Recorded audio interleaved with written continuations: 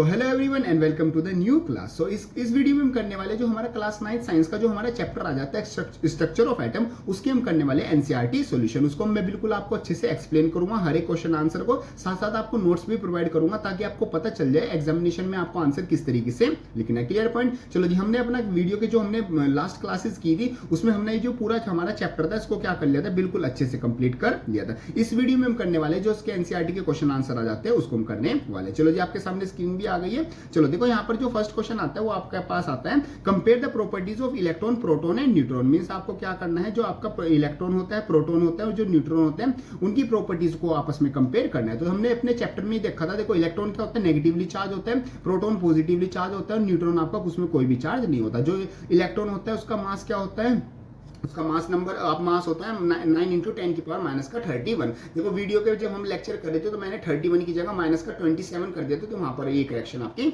आ जाती है। ठीक है पॉइंट। चलो जी, इलेक्ट्रॉन का हमारे पास क्या आता है, एक तो नेगेटिवली चार्ज होता है, दूसरा हमारे पास चार्ज ये होता है, और ये क्या होता है, जो आपके शेल्स होते हैं, ऑर्बिट होते हैं, उसमें रिवॉल्व करता है। ऐसे आपका प्रोटॉन आता है, प्रोटॉन क्या होता है, पॉजिटिवली चार्ज होता है, उसका जो मास होता है 1.6 × 10⁻⁻27 kg आपका होता है, और ये कहां पर मतलब सिचुएटेड होता है, ये न्यूक्लियस के अंदर आपका होता है। ऐसे आपका आता है न्यूट्रॉन। न्यूट्रॉन क्या होते हैं, न्यूट्रल होते हैं, उनको कोई भी चार्ज नहीं होता, उनका मास कितना होता है, प्रोटॉन के इक्वल होता है, और जो वो कहां पर रहते हैं, सिचुएटेड होते हैं एटम में, वो भी आपका क्या होते हैं, न्यूक्लियस में रहते हैं। क्लियर है पॉइंट। चलो जी, इस तरीके से आपका फर्स्ट क्वेश्चन आ जाता है। नेक्स्ट वो पूछता है what are the limitation of J J Thomson model. तो जे जे थॉमसन की मॉडल की जो लिमिटेशन थी वो क्या थी। तो सबसे पहले तो वो क्या थी लिमिटेशन, हमने अपना जे जे थॉमसन मॉडल किया था, उसमें उन्होंने बताया था कि जो पूरा जो मॉडल है वो एक स्फेरिकल शेप में है, और उसमें जो पॉजिटिव चार्ज है वो पूरे में फैला हुआ है, और बीच बीच में जो हमारा नेगेटिव चार्ज है वो बीच में नेगेटिव एम्बेडेड है, just like a watermelon. ये उनका मतलब जे जे थॉमसन का क्या था, मॉडल था। अब इसमें जो लिमिटेशन आई थी वो सबसे बड़ी लिमिटेशन ये थी कि वो स्टेबिलिटी को क्या कर डिफाइन नहीं कर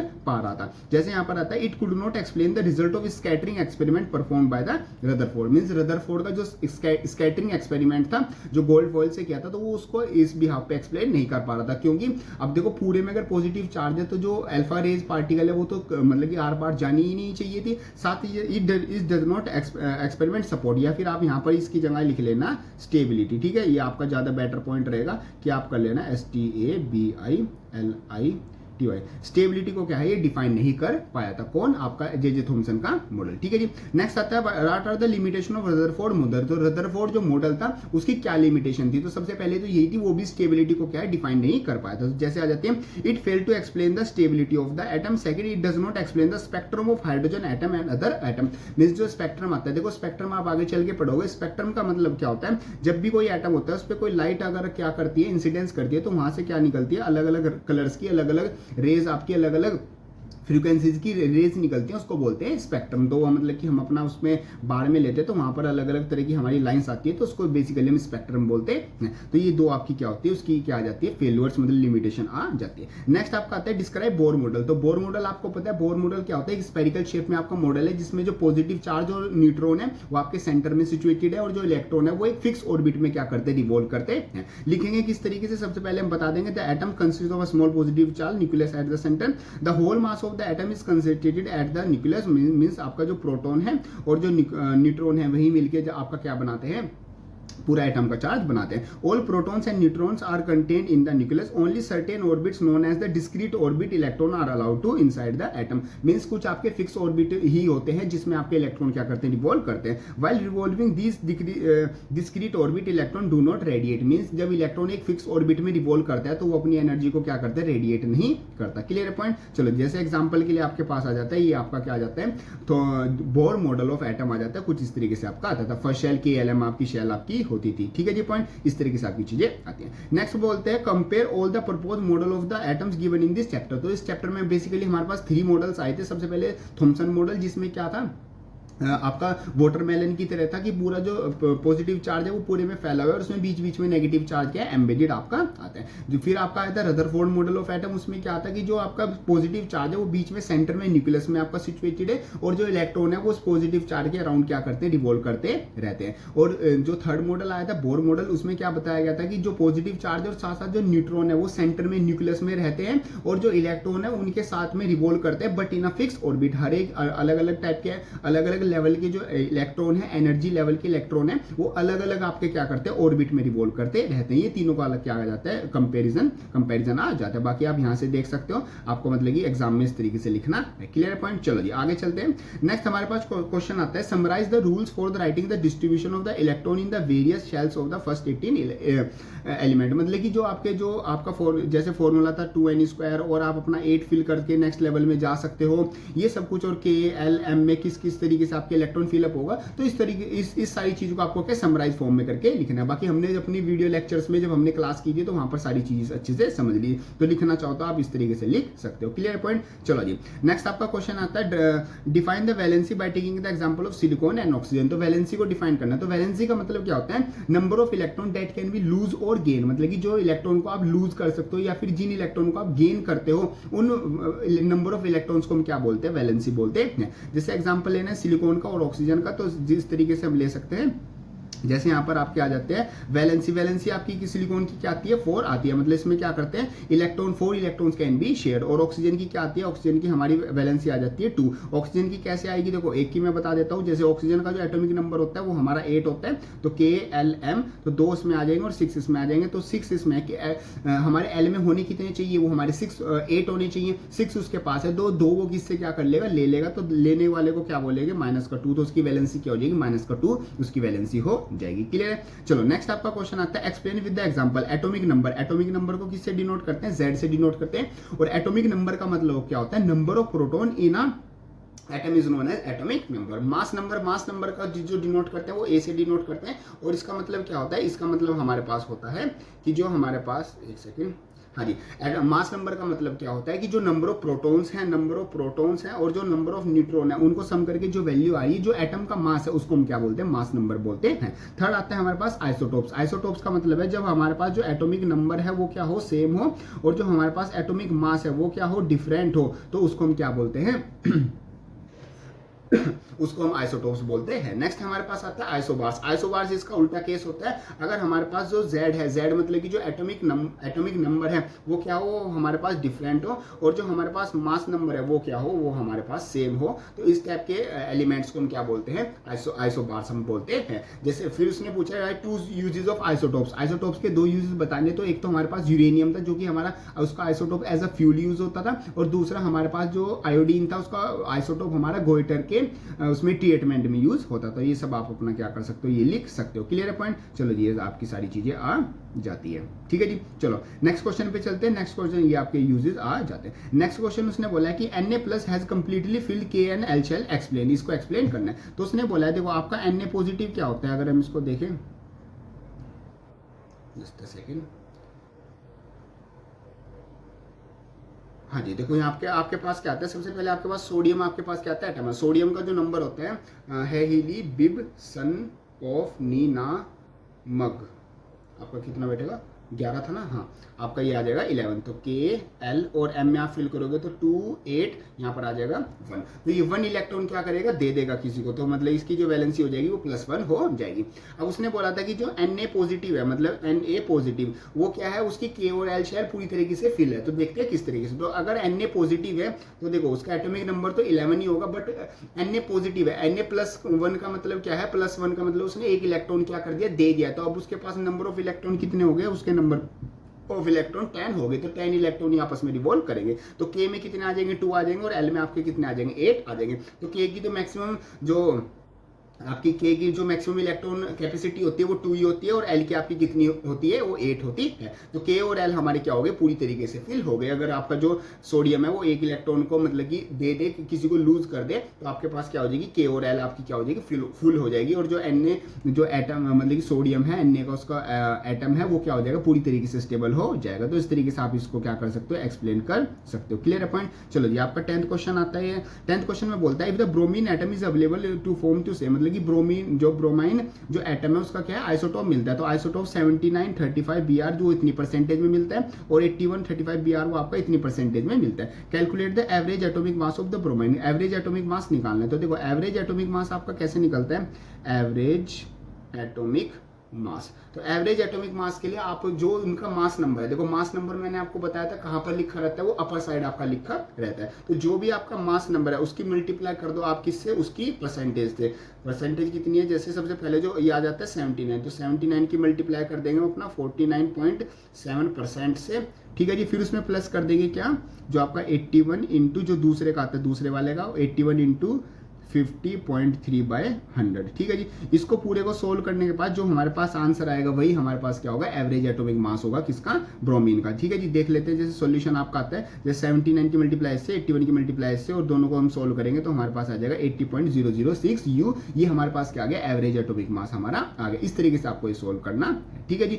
नेक्स्ट हमारे पास क्वेश्चन आता है, the average atomic mass of the sample of the element X। एक आपके पास एलिमेंट है X जिसका जो एवरेज एटॉमिक मास है वो आपका 16.2 आपका आता है, ठीक है। What is the percentage of isotopes. अब परसेंटेज हमें बतानी है, अगर एक आपका मतलब कि आइसोटोप ये है और दूसरा वाला आइसोटोप आपका ये आता है, तो एक तो आपका हो गया X 16/8 और दूसरा हो गया X 18/8, ठीक है जी। और जो एलिमेंट है X और जो उसका एटॉमिक मास है 16.2 आपका आता है, ठीक है जी, इन द सैंपल, ठीक है, ये आपका आता है। तो हम मान लेते हैं लेट जो हमारे पास इस वाले की जो परसेंटेज आती है वो हमारी X आएगी, और दूसरे वाले की ऑटोमेटिकली 100 - X आपकी क्या हो जाएगी, परसेंटेज हो जाएगी। तो हम अपना फॉर्मूला लगा देते हैं, वही सिंपल। देखो आपको पता है जो एवरेज एटॉमिक मास होता है वो किसके इक्वल होता है, वो जितना भी उसका एटॉमिक मास हो इनटू परसेंटेज। तो फर्स्ट वाले का एटॉमिक मास कितना है, फर्स्ट वाले का एटॉमिक मास है 16, उसकी परसेंटेज कितनी है X, प्लस कर देंगे दूसरे वाले का एटॉमिक मास कितना है 18, उसकी परसेंटेज कितनी है वो है 100 - का X। ये हमारे पास क्या आ जाती है, वैल्यू आ जाती है अपॉन 100।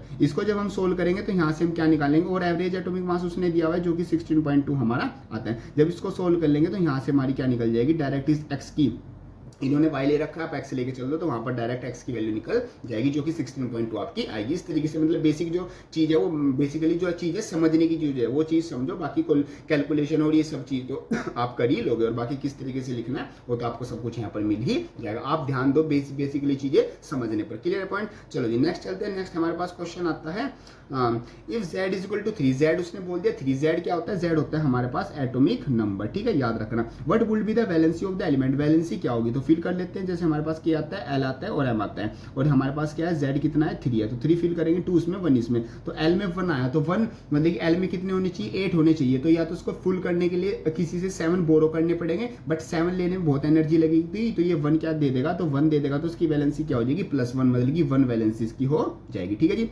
फिर उसने पूछा ऑल्सो नेम द एलिमेंट, तो थर्ड नंबर पर आपका कौन सा आता है, तो है ही ली, मतलब थर्ड नंबर पे क्या आ गया, लिथियम आपका आ गया। तो ध्यान रखना थर्ड नंबर पे आपका लिथियम आता है। वो अपनी जो पूरी सीरीज है वो याद रखना, है ही ली बिब सन ऑफ नी नामग अलसीपस कल अरकेगा सक्टी वीकर मनफी को नीकू जनगागी, मतलब कि मैंने एक सेपरेट वीडियो में बना रखा, आप चैनल पे जाके विजिट करके चैनल पे देख सकते हैं, वहां पर आपको मैंने बिल्कुल अच्छे से समझाया हुआ, ठीक है जी। चलो नेक्स्ट आता है composition of the nuclei of the 2 atomic.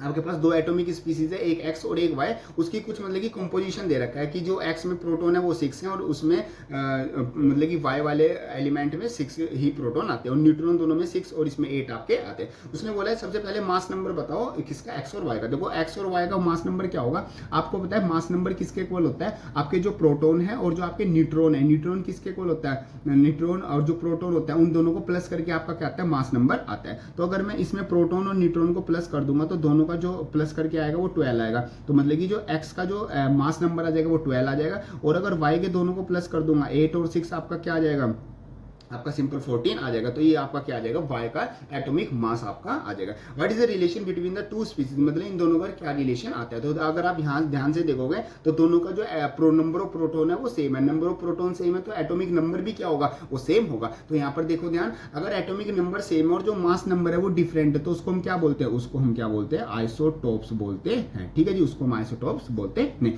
जिनकी जो केमिकल प्रॉपर्टी होती है वो सेम होती है और फिजिकल प्रॉपर्टी क्या होती है, डिफरेंट होती है। तो same atomic number but different mass number, so that they are isotopes, ठीक है जी। नेक्स्ट हमारे कुछ ट्रू फॉल्स आते हैं, जैसे कि J Thomson propose that the nucleus of the atom contains only nucleus, मतलब कि थॉमसन ने बताया था कि जो न्यूक्लियस होता है उसमें सिर्फ हमारे क्या होते हैं, न्यूक्लियस होते हैं, तो ऐसा कुछ भी नहीं था। A neutron is formed by the electron and the proton, जो न्यूट्रॉन होता है वो जब बनता है जब इलेक्ट्रॉन प्रोटॉन आपस में कंबाइन करते हैं, तो ऐसा कुछ नहीं है, न्यूट्रॉन अपने आप में एक इंडिविजुअल आइडेंटिटी है, जो बस उसका कोई चार्ज नहीं होता, ठीक है। The mass of the electron is about 112 times of the proton. तो ये बात ठीक है, जो प्रोटॉन का मास होता है वो किससे इलेक्ट्रॉन से ज्यादा होता है, अराउंड 2000 टाइम्स। क्लियर है। चलो जी नेक्स्ट आता है ion isotopes iodine is used in making the tincture of iodine which is used in as a medicine. तो यस आपको पता है टिंचर ऑफ आयोडीन किस चीज में यूज होता था, ट्रीटमेंट ऑफ गोइटर में हमने आइसोटोप्स के यूजेस में भी वो देखा था। तो ये भी आपका क्या आ जाता है, 2 आ जाता है। क्लियर है जी। चलो फॉल्स, ये आपका फॉल्स कैसे है, an isotopes of iodine is making tincture of iodine which is used as the, I think ये ट्रू होना चाहिए।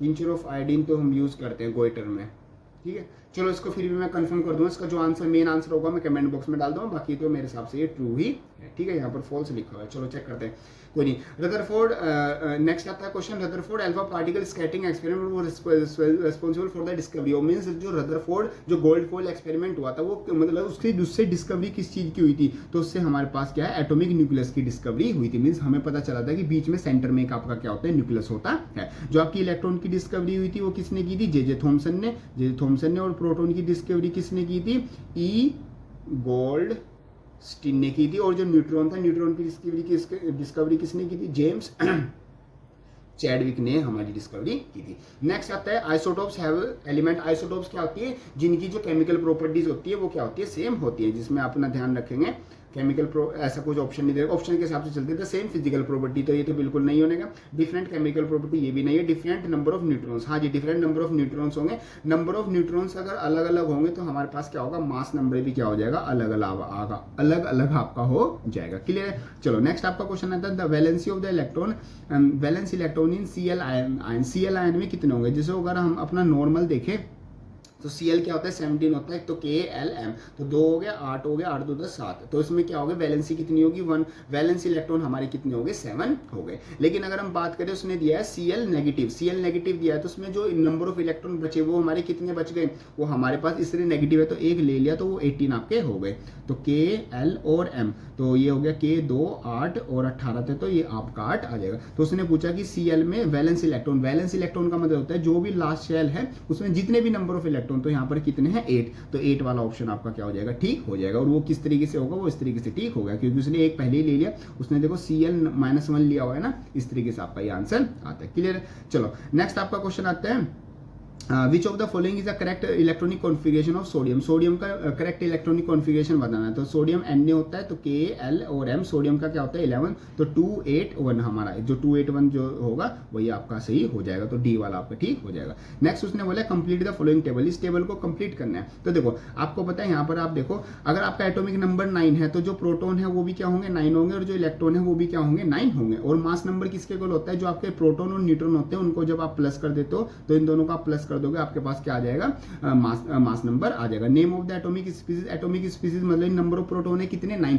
9th नंबर पर क्या आता है, ही ली बिब सन ऑफ, एफ आता है, एफ मतलब कि आपका फ्लोरीन आपका यहाँ पर आता है। क्लियर है। इस तरीके से जैसे एटॉमिक नंबर 16 है, मास नंबर आपका कितना है 32 है, नंबर ऑफ न्यूट्रॉन्स आपको निकालने, नंबर ऑफ प्रोटॉन कितने हो जाएंगे, वो तो आपको 16 ही हो जाएंगे, और नंबर ऑफ इलेक्ट्रॉन भी आपके कितने हो जाएंगे, 16 ही हो जाएंगे। नंबर ऑफ न्यूट्रॉन क्या होते हैं, अगर आप मास नंबर में से जो प्रोटॉन है वो माइनस कर दो तो आपके पास क्या आ जाएंगे, या जाएंगे, तो 16 पे क्या होता है आपका सल्फर होता है। आगे चलते हैं, यहाँ पर आपके नंबर ऑफ प्रोटॉन कितने 12 है, तो एटॉमिक नंबर भी ऑटोमेटिकली कितना हो जाएगा, 12 हो जाएगा, और जो इलेक्ट्रॉन है वो भी कितने हो जाएंगे, 12 हो जाएंगे। नंबर ऑफ न्यूट्रॉन निकालने, न्यूट्रॉन के लिए आप अपना क्या करो, मास नंबर में से आप अपना जो नंबर ऑफ प्रोटॉन है वो माइनस कर दो, तो आपके क्या आ जाएंगे, नंबर ऑफ न्यूट्रॉन आ जाएंगे। और 12 नंबर पे क्या होता है, 12 नंबर पे आई थिंक आपका सोडियम से आगे जो होता है हीली बिब सन ऑफ, एफ